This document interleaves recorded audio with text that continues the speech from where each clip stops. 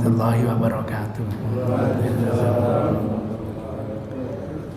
Innal hamdalillah nahmaduhu wa nasta'inuhu wa nastaghfiruh wa na'udzu billahi min shururi anfusina wa min sayyiati a'malina.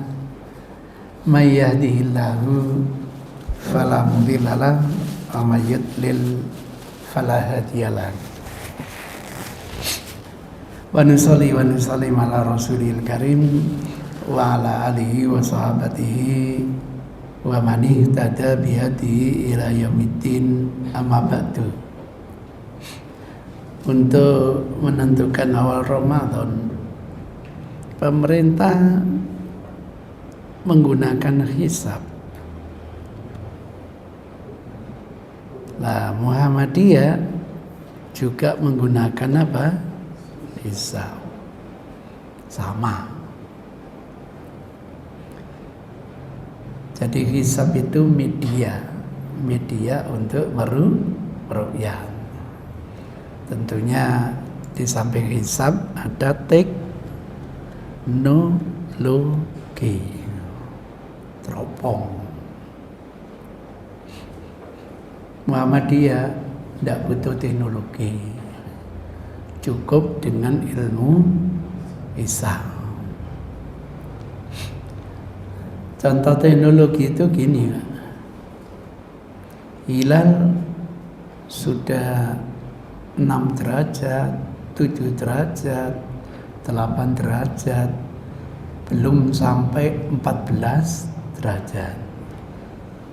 Katanya, saya nggak ahlinya, kalau sudah di atas 14 derajat itu sudah tanggal 2. Katanya.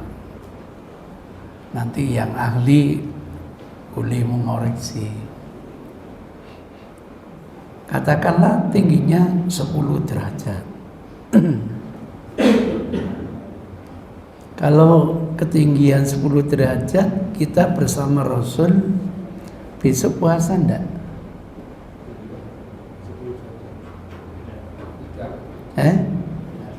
Kenapa tidak?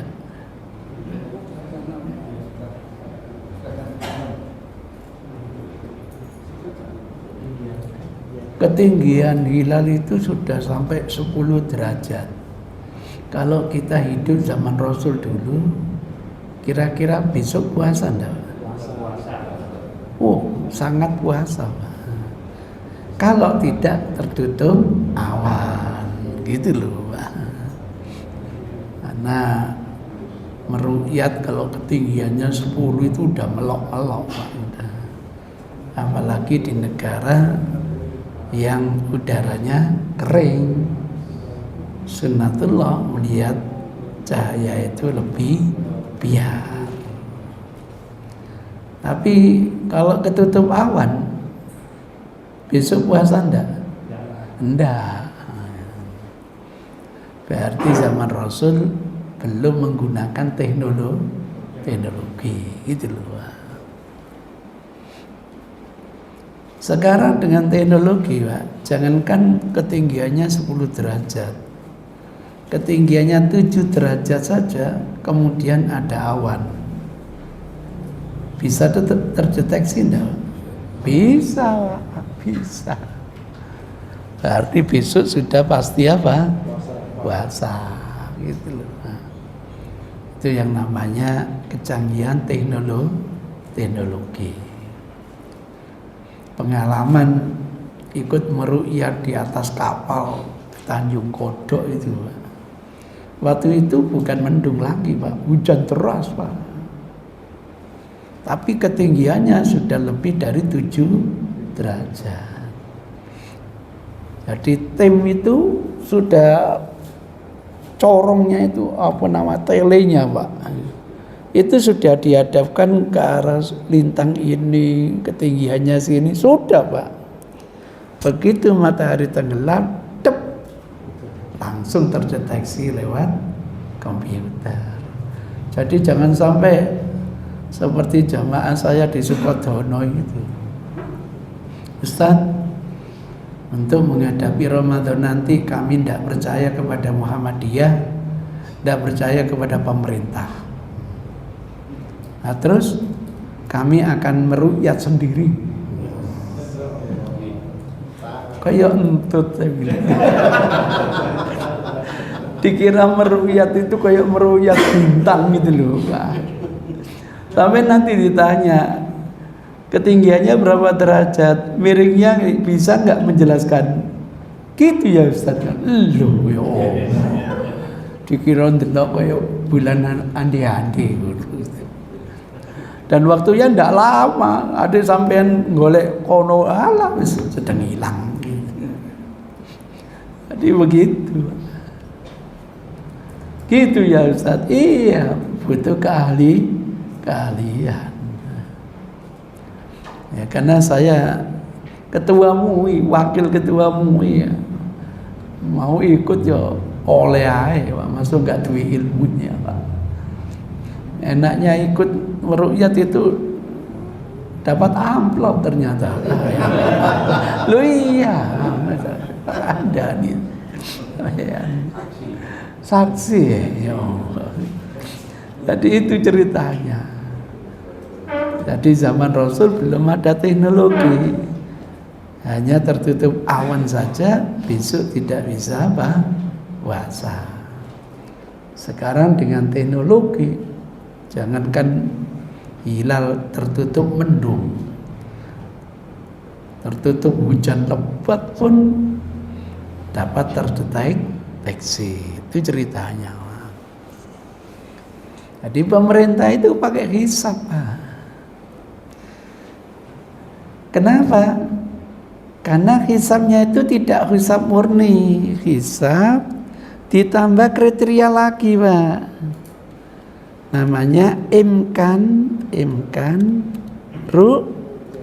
ru'yat. Dihisab tapi dengan catatan masih memungkinkan untuk dilihat. Itu akar masalahnya. Lah Muhammadiyah tidak pakai hisab saja, tidak pakai tambahan imkanu ru'yat, dikenal dengan wujudul hilal. Itu loh ceritanya gitu, Pak. Itu yang membedakan, sama-sama menggunakan hisab. Bedanya pemerintah masih bertahan dengan plus imkan ru'yat, dimungkinkan masih bisa dilihat. Sementara Muhammadiyah tidak perlu, yang penting wujudul hilal. Yakin tidak hilal sudah di atas ufuk, itu namanya wujudul hilal. Ini yang saya katakan kacamata. Nah, teman-teman yang menambah imkan ru'yat ini mulai berselisih, Pak. Ada yang menentukan 2, ada yang menentukan 3, ada yang mengatakan 5, ada yang mengatakan 7, gitu, Pak. Jadi ada yang mempersyaratkan ketingginya minim 2. Dulu pemerintah 2 ya, Pak ya. Terus dinaikkan jadi 3. Alasannya mengikuti ASEAN kan gitu, Pak ya. Alasannya gitu. Dulu 5. Edarannya itu gitu, Pak. Kalau belum 5 derajat dianggap belum bisa meruqyah. Sebelumnya 7, Pak. Maka di referensi yang saya masukkan ke buku saya itu, menurut ini persyaratannya minim 7 derajat. Termasuk persis itu, Pak, pernah memberi persyaratan minim 5 derajat. Lengkap dengan referensinya saya tunjukkan. Ini karya ilmiah. Gak boleh cari ini, Pak. Harus real, ada rujukan yang muktamad, yang bisa diandalkan secara ilmiah. Saya pernah tanya kepada pakar hisab. Kenapa kok yang ada tambahan imkanur ru'yat beda-beda? Ini berangkat dari keawaman, Mbak. Sama-sama ditambah syarat imkan ru'yat, tapi kok kriterianya beda-beda. Jawabannya bagus, Pak. Ini karena sangat bergantung tempat itu strategis atau kurang strategis. Dulu kita belum punya tempat yang dianggap kurang strategis, sehingga pandangan mata ini banyak tertutup oleh gunung terlalu tinggi. Maka kalau hilal belum ketinggiannya 7 itu sulit untuk bisa dilihat dengan mata telanjang. Walaupun kondisinya cerah, tapi karena tempatnya kurang strategis. Kemudian ketemu lagi Tanjung Kodok itu menentukan 5 derajat lah, gitu. Jadi kalau ketinggiannya 5 derajat itu di Tanjung Kodok sudah sangat bisa dilihat, walaupun hujan lebat. Tapi dengan catatan ditambah dengan teknologi. Kalau nggak pakai teknologi, yaitu tadi mendung aja susah, apalagi hujan deras. Nah kok ditemukan cakung itu, Pak, 2 derajat sudah bisa diru'yah, termasuk Kudus, Pak. Kudus itu dianggap lebih strategis, sehingga jangan kaget, dulu pernah menawarkan 2 derajat sudah dianggap apa? Meru'yah. Artinya kalau pemerintah menentukan 2, nanti ada tim ru'yat yang ngaku sudah bisa diterima. Yang heran, Mbak, masih 1 derajat ketinggian sudah ada yang meru'yat, Mbak. Ternyata Madura, Pak. Ternyata. Iya. Sehingga pada waktu itu Jawa Timur ini, Pak, hari rayanya mendahului nasional. Iya, Pak. Kebetulan Muhammadiyah sama dengan Jawa Timur pada waktu itu, gitu loh. Mendahului 1 hari. Itu ada ceritanya, Pak. Jadi waktu itu tahun berapa lupa saya ngisi di perumahan Wiguna, timurnya OBN itu loh, perumahan Wiguna kalau nggak salah. Iya. Apa? Wisma Gunung Anyer ya, Pak ya. Iya. Itu ceritanya. Nah, malam hari raya itu belum ada takbiran pada waktu itu, Pak. Maghrib itu belum ada takbiran, Isya itu belum ada takbiran. Iya, pada waktu itu. Padahal Muhammadiyah sudah memastikan besok hari raya. Nah, saya masih di Kalimantan pada waktu itu. Maunya dipulangkan lusa saya. Tapi karena saya hari raya besok, saya dipulangkan 1 hari lebih cepat. Wah, resikonya, Pak. Waiting list itu tiketnya, waduh, 4 kali lipat. Wah, bagi saya gak apa-apa, yang bayar perusahaan gitu. Itu jam 8 waktu sana, berarti jam 7 sini ya, Pak ya. Kan Isya itu ya, Pak ya. Ditelepon saya oleh panitia, Ustaz, iya ada apa gitu. Belum ada takbiran ya, Ustaz. Gimana, apa ditunda lusa gitu. Ya gimana, Ustaz? Tuh, enggak apa-apa ditunda lusa, tapi jangan minta saya sebagai khotibnya gitu. Cari imam dan khotib yang lain. Iya. Gimana ya, Ustaz? Nanti kita musyawarah dulu lah. Ini posisi Ustaz di mana? Di Balikpapan. Loh, kaget lagi gitu.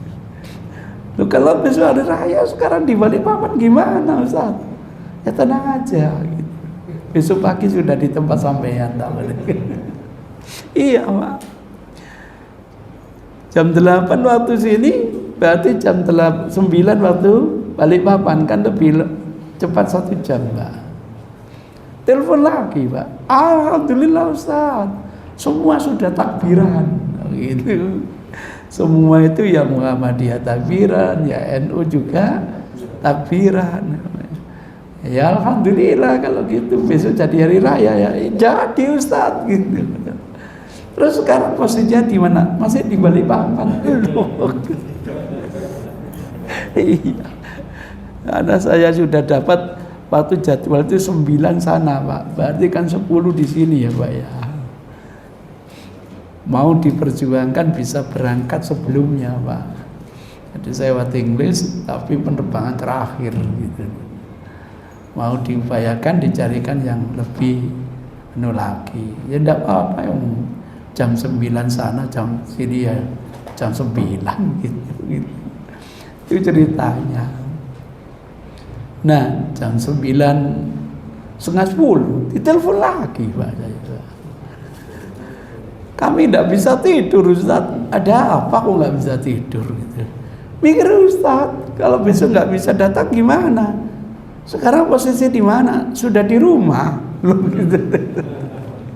Perjalanan 1 jam Pak. Nah, dari airport nggak sampai setengah jam udah nyampe lewat tol. Hari.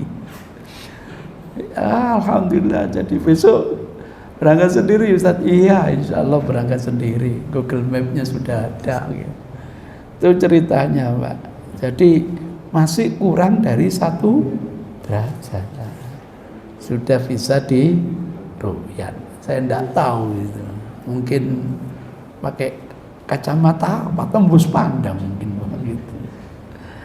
Jadi itu ceritanya. Jadi sama-sama hisab. Cuma apa? Kalau pemerintah ada tambahan syarat imkanu ru'yah. Kalau Muhammadiyah tidak pakai imkanu ru'yah. Berarti wujudul hilal. Maka bagi Muhammadiyah kalau sudah dihitung hilal sudah di atas ufuk, saya pernah tanya ngitungnya gimana sih Mas? Ya tergantung ijtima'nya. Nanti ijtima'nya nanti terjadi jam sekian sudah bisa dihitung. Pas posisi matahari tenggelam, posisi hilal ada di sini sudah bisa dihitung. Nah, itu ternyata sudah di atas ufuk. Berarti wujud hilal. Nah, karena sudah wujud hilal, Muhammadiyah yakin besok tanggal 1 Ramadan atau 1 Syawal. Itu ceritanya. Saya kurang puas itu akhirnya dapat dalil lagi. Kami sudah tidak pakai hadis, kami sudah menggunakan Quran. Faman syahida minkumus syahra. Siapa yang yakin besok masuknya tanggal 1 fal yasumhu, supaya mempuasainya. Lah untuk mengetahui kalender 1 itu sudah bisa menggunakan ilmu hisab. Sama dengan gambarannya gini loh Pak. Kalau matahari nanti jam 12 lebih 1 menit aja itu sudah hari berikutnya. Itu ceritanya. Jadi tidak perlu menunggu 5 menit, 10 menit, tidak perlu. Pokoknya lebih 1 menit saja berarti hari berikutnya. Besok sudah. Itu biar masyarakat ini paham. Karena kadang-kadang orang yang tidak ngerti itu membuat bingung. Podo-podo hisabnya ternyata tidak bersatu, repot. Nah, gitu loh. Itu ceritanya. Jadi kenapa sama-sama hisabnya kok beda? Karena ada tambahan persyaratan. Pihak pemerintah bukan hanya hisab plus imkanu ru'yat, kondisi dimungkinkan meru'yat apa tidak. Nah, mereka akhirnya beda-beda memberi syaratnya. Ada yang ketinggiannya minim 2 derajat, ada yang ketinggiannya minim 3 derajat, ada yang bilang 5 derajat, 7 derajat. Maka ketika saya ketemu dengan pakar hisab, profesor siapa yang lama di Malaysia itu, kemudian satu tim dengan saya ditunjuk mufassir Muhammadiyah Pusat yang dikenal dengan tafsir, mestinya itu Al-Tanwir, tapi ditulis At-Tanwir gitu, tafsir pencerahan. Ini itu ceritanya, satu tim dengan saya. Nah, kebetulan kamarnya berdampingan, mumpung ada ahli, waduh ilmunya diserap Pak, gitu Pak. Itu mumpung Pak, gitu, mumpung gitu. Nah, dengan Prof ini saya tahu kenapa kok beda-beda itu, karena bergantung strategis atau kurang strategisnya lokasi ketika meru'yah. Nah, pada waktu diajak sidang oleh pemerintah tidak pernah digubris, akhirnya nggak mau ikut. Karena tanya, pemerintah menentukan dulu 2 derajat itu dalilnya apa, itu loh. Nggak pernah digubris, makanya males ikut. Perasaan saya jangan malas, kalau malas gak dapat amplop. Sidang isbat itu yang mahal. Ikut aja gitu. Itu jadi ceritanya gitu, wes gak ikut-ikutan wes. Cuma tuh gambarannya. Jadi sampai tanya, pemerintah dulu loh Pak 2 derajat loh Pak. Apalagi dinaikkan 3 derajat. Dasarnya apa gitu loh. Kok sampai menaikkan 3 derajat, dalilnya mana gitu. Kalau ada hadisnya palsu, karena dulu tidak ada hisab. Jadi itu ceritanya. Nah, saya punya ilmu akhirnya gitu loh. Saya sampaikan Pak, saya sampaikan konsep wujudul hilal itu di Jakarta ketika di poskonya Pusat Kajian Quran ini, Nasir siapa namanya? Bahtiar Nasir ya Pak. Iya. Jadi di Jakarta itu posko saya 2. Kalau landingnya di Soekarno lebih dekat ke Ustadz Bahtiar Nasir, Pusat Kajian Quran itu. Tapi kalau landingnya di Halim, saya lebih dekat ke rumah fikih Indonesia, nah, Ustadz Sarwat. Nah, itu enak, dekat. Sampai di sana habis maghrib, ya gini nih Pak, menjelang Isya diumumkan sholat gerhana bulan Pak. Jadi maghrib menjelang Isya, ya, gitu. Kira-kira Isya ya kurang 10 menitan. Yes. Akhirnya ya sholat Isya dulu aja lah gitu. Kan masih cukup waktunya Pak. Sholat Isya katakanlah tinggal 1/4 jam, kan masih nututi untuk sholat gerhana bulan. Saya didapuk untuk ngimami Pak, sekaligus memberi tausiah, mumpung. Jadi tenaga saya kalau sudah Jakarta dimanfaatkan Pak, dimanfaatkan betul. Bagi saya seneng Pak bisa mengamalkan ilmu, seneng ya. Nah, ini tokoh Salafi ini mendatangi saya karena beliau koordinatornya Pak, gitu. Yang ngopeni masjidnya itu. Nanti Ustadz ya yang ngimami mumpung di sini gitu. Oh iya, sekaligus memberitahu siap. Saya tanya, menurut hadis, kalau kamu melihat gerhana, sholatlah dan banyaklah sedekah. Itu menurut hadis sahih. Kendalanya apa? Ini kan hujan deras. Jadi waktu itu maghrib itu hujan deras. Kalau hujan deras kelihatan enggak gerhananya, Pak? Enggak. Taman pendeli enggak ketok.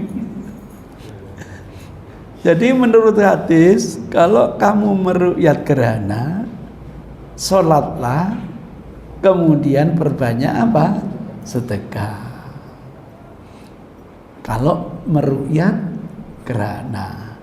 Lah ini terjadi hujan deras. Kita tidak bisa meru'yat gerhana. Gimana? Sholat apa enggak?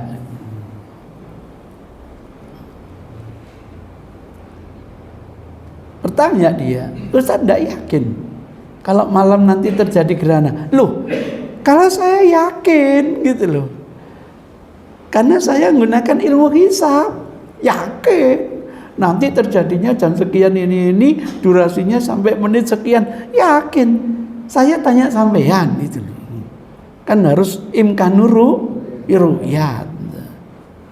Kalau hujan seperti ini imkanuru ru'yat terjadi apa enggak? Enggak gitu loh, Pak. Kalau imkanuru ru'yat tidak terjadi, sholat apa tidak? Tidak, itu loh ceritanya gitu.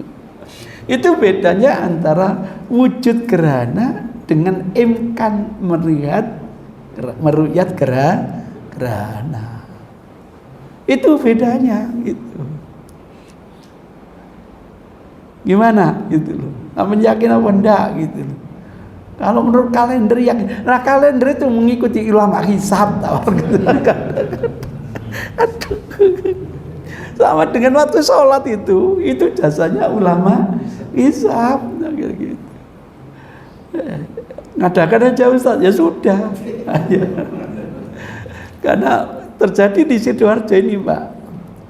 Terjadi di Sidoarjo pada waktu itu malam sebelumnya saya ngisi di Puri, Masjid Puri.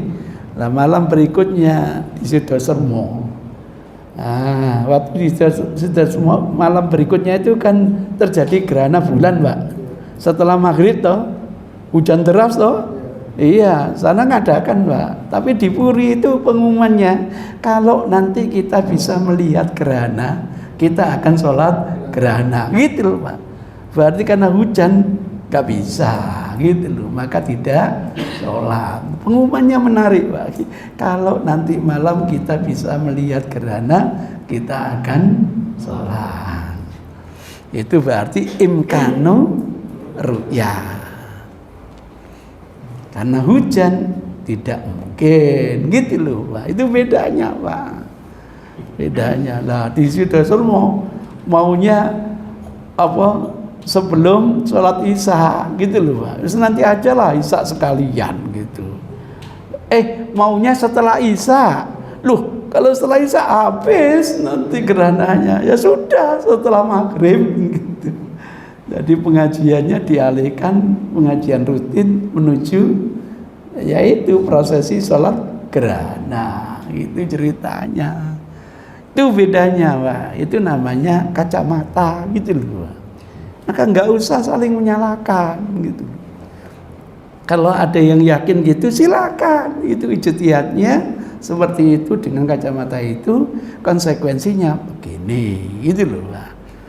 Sementara dengan kacamata wujudul hilal nanti pasti yakin gini, dia menjalankan keyakinannya. Jadi kita yakin terhadap hasil ijtihad itu boleh, Pak. Tapi yakin merasa benar ini yang tidak boleh. Apalagi menyalahkan orang lain, itu kesombongan intelektual, nggak boleh. Maka selevel Imam Syafi'i kalau sudah ijtihad tetap wallahu a'lam. Gitu Pak namanya wilayah ijtihad. wilayah ijtihad, bisa benar bisa salah. Mungkin ada yang komentar, ada yang tanya, monggo silakan. Kenapa kok sama-sama hisab antara pemerintah dengan Muhammadiyah kok beda gitu loh Pak. Jadi pertanyaannya gitu ya, saya jelaskan sama-sama menggunakan hisab benar. Kalau pemerintah bukan hanya hisab plus teknologi, benar. Muhammadiyah tidak butuh teknologi. Dengan hisab sudah meyakinkan. Bedanya kalau pemerintah tetap ada embel-embelnya imkanur ru'yah, kalau Muhammadiyah menggunakan wujudul ilah. Nah, karena kacamatanya beda, harus siap beda pendapat, harus lah. Maka kalau ketinggiannya sudah 5, insya Allah sama semua. Karena di Indonesia kalau sudah 5 di tempat yang strategis sangat melok-melok, sudah bisa dilihat. Tapi kalau ketinggiannya kurang dari 2 derajat, ini yang bermasalah. Saya sudah mulai menakar Pak. Untuk sholat itu kira-kira tempat yang saya tempati nanti itu ngikuti pemerintah atau ngikuti Muhammadiyah. Saya diminta di tugu Pak, di depan tugu. Waduh, itu nanti kalau nggak cocok gimana? Jangan kaget Pak, oh, itu yang adakan Muhammadiyah. Oh ya wes no. Saya kira kadang-kadang kalau ngadakan pemerintah itu kan ngikuti pemerintah, itu ceritanya. Ada kasus yang menarik Pak. Jadi mendahului pemerintah itu, mendahului nasional itu bukan yang pertama pada waktu itu Pak. Waktu itu saya disuruh ngisi di Kraksan Pak, Probolinggo ke timur. Tapi pesan panitia poskonya nanti di Probolinggo, di Hotel Tampiarto gitu. Oh Tampiarto saya tahu. Bagaimana? Iya, saya tahu hotelnya. Nah, jam berapa itu Pak? Jam 8 belum ada takbiran Pak. Belum ada takbiran pada waktu itu. Jam 9 baru ada takbiran. Saya coba buka TVRI oleh bagian terakhirnya Pak. Demikianlah keputusan Kementerian Departemen. Iya Pak. Loh, berarti maju ini ceritanya. Iya Pak. Berarti maju ini. Langsung malam itu pun, padahal kalau mengikuti dari awal lusa Pak. Demikian itu lusa Pak, bukan besok gitu loh. Nah saya dapat demikianlah keputusannya itu. Kebetulan sudah ada takbiran. Itu cerita Pak. Real ini. Langsung malam itu saya berangkat sama istri sesuai dengan janji ada di Probolinggo di Hotel Tampiarto. Panitianya belum ada Pak. Panitianya belum ada. Wong lusa hari rayanya Pak. Muhammadiyah kan lusa gitu. Loh. Terus tapi yang punya hotel itu sudah bilang kapanpun monggo gitu loh Pak. Saya sudah siap. Penasaran Pak. Penasaran saya minta ada ndak radio gitu.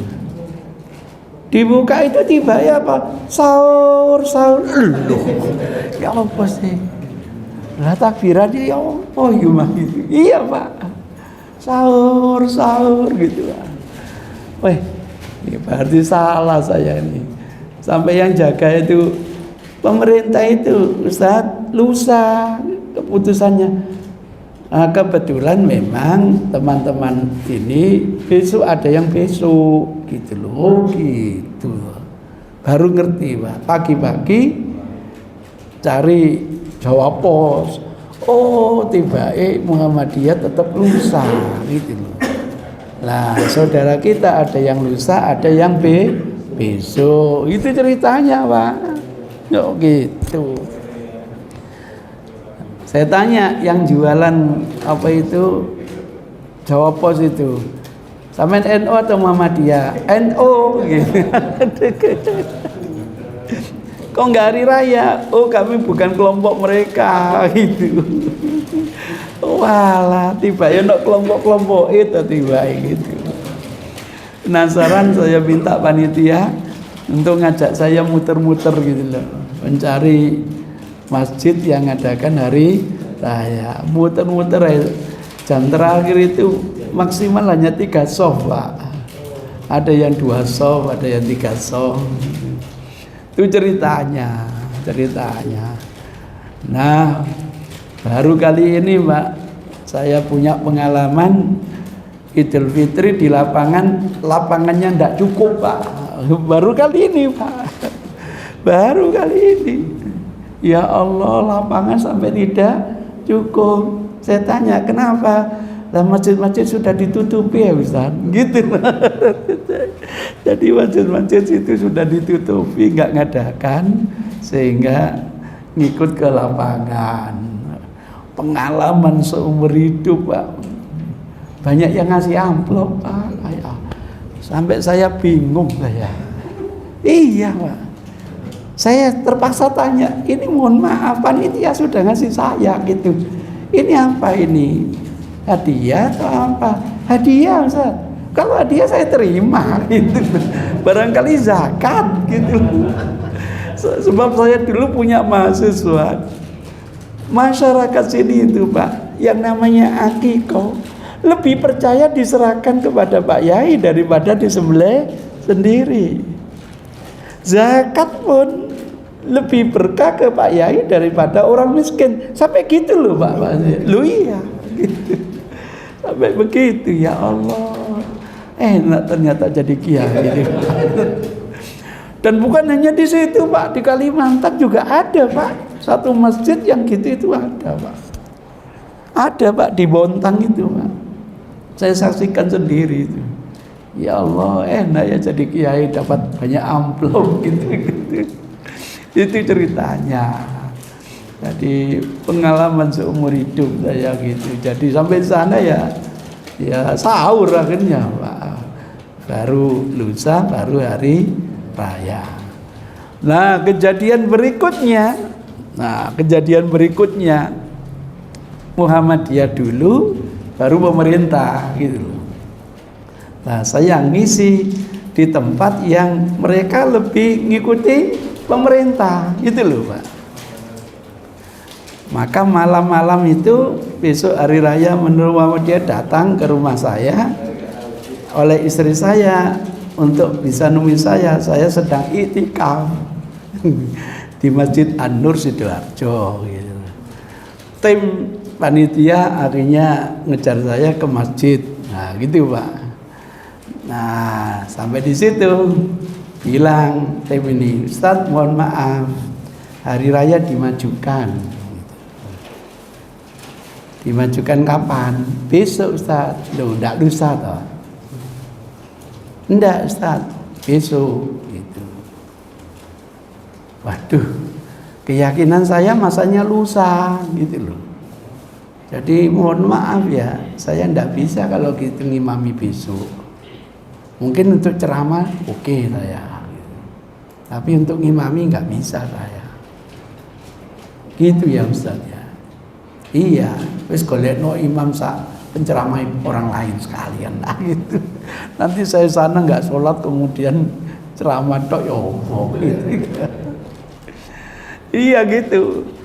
Kok dimajukan gimana? Ditunjukkan, Pak.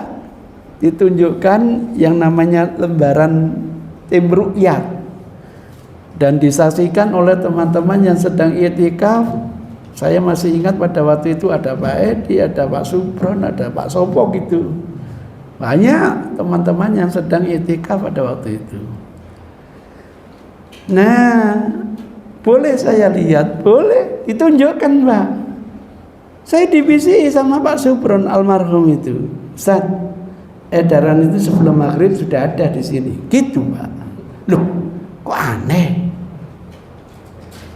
Mestinya kesaksian itu kan baru keluar setelah maghrib Pak. Setelah apa? Maghrib. Ini sebelum maghrib sudah ada. Aneh toh? Kan ru'yat itu tunggu tenggelamnya matahari dulu, baru nanti panitia lapor, kan gitu apa? Divisi saya, edaran itu sudah ada sebelum maghrib. Kaget Pak. Terus dibaca oleh teman-teman, tempat timnya 1 bulan, disumpah, garis miring, tidak disumpah, tidak ada yang dicoret Pak. Saya tanya, ini timnya itu disumpah atau tidak? Kenapa Ustaz kok nggak ada yang coret? Wah, nggak tahu itu Ustaz. Yang kedua, Kiai Haji ini disumpah, garis miring, tidak disumpah, nggak ada yang dicoret Pak. Yang ketiga, Kiai Haji ini disumpah, nggak ada yang dicoret. Kemudian mengaku meru'yat hilal itu mulai jam sekian, menit sekian sampai jam. Kok lebih dari 36 menit, selama 36 menit. Mulai curiga saya Pak. Gak mungkin lah selama itu Pak. Kalau ketinggiannya itu kecil Pak, itu cepet hilang Pak. Hitungannya bukan sekian menit gitu Pak. Kecuali kalau tinggi banget, memang agak lama. Mulai curiga saya Pak. Mulai curiga dengan lembaran itu. Kemudian ada stempel, kebalik stempel ini Pak, gitu. Iya, kesannya kebalik. Nah, terus dari lembaran ini melahirkan keputusan. Iya Ustaz. Nah, lembaran keputusan yang itu ditunjukkan. Terkejut lagi. Mohon maaf ya, ini kok resmi apa enggak? Resmi, kopnya ada gitu loh. Kenapa? Kok gak ada nomornya gitu loh. Biasanya surat itu kan mesti ada nomor gitu loh. Saya belajar dikit-dikit organisasi gitu. Resmi Ustaz, udah ada kopnya. Saya enggak tanya kopnya. Surat resmi itu biasanya ada nomornya gitu loh Pak. Berdasarkan lembaran tim ru'yat itu diterima oleh fulan, jabatannya itu aneh Pak. Saya tanya, sampai NU, iya jabatan gini nih apa? Enggak pernah dengar Ustaz jabatan itu. Kan jabatan bisa sekretaris, ketua kan gitu Pak. Ini jabatannya kok nggak pernah dengar saya gitu. Wah, kalau kesaksiannya seperti ini, saya mohon maaf, belum bisa meyakinkan. Yang bikin ragu itu, saya divisi edaran itu sudah ada sebelum maghrib. Sampai ngomong gini panitia, mohon maaf Pak, repot, berhari raya kok ikut pemerintah. Terus ikut siapa Pak? Ya ikut kiai lah gitu. Lu iya Pak, ikut kiai, ya terserah sampean. Saya ndak melarang. Gimana Ustadz kalau saya konfirmasi ke Surabaya? Loh, monggo, di pojok itu ada telepon umum, bisa untuk nelpon kemana? Mana? Tim berangkat Pak ke pojok nelpon. Saya tunggu kayak apa hasilnya gitu. Setelah kira-kira agak lama kembali tim itu, saya tanya, gimana sudah telepon? Sudah kemana? Ke Sunan Ampel. Wih, paling besok ini. Terus gimana? Ternyata lusa. Loh itu kan masih sampean gitu. Kasih sampean kan itu lusa. Enggak. Itu sudah miliknya Prabowo. Ngono makanya. Aduh. Kan dibangun ya Pak ya, katanya gitu. Terus telepon kemana lagi? Ke Mujahidin. Wah, kalau Mujahidin rasanya lusa ini. Terus kapan Mujahidin? lusa katanya. Ya itulah, monggo terserah sampean lah.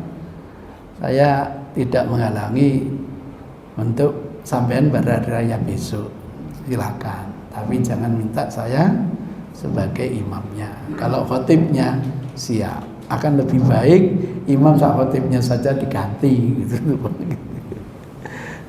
Akhirnya setelah rembukan datang lagi, gimana sudah ada keputusan? Sudah Ustaz. Ada apa? Kita ikut pemerintah saja Ustaz. Ngono ya. Kok ikut pemerintah? Mestinya kan ngikuti keyakinan. Itu ceritanya. Jadi saya yang menghadapi mereka gitu. Saya tidak ingin terkecoh 2 kali lagi saya Pak gitu. Itu gambarannya. Eman kita nggak punya pegangan, akhirnya kalau cocok dengan pemerintah ngomongnya kita kenapa nggak ikut pemerintah gitu ya. Kalau nggak cocok ngapain ikut pemerintah gitu, repot ya. Itu ceritanya. Mungkin ada monggo yang komentar, yang tanya silakan. Terjawab sudah kenapa kok sama-sama menggunakan hisab tapi berbeda.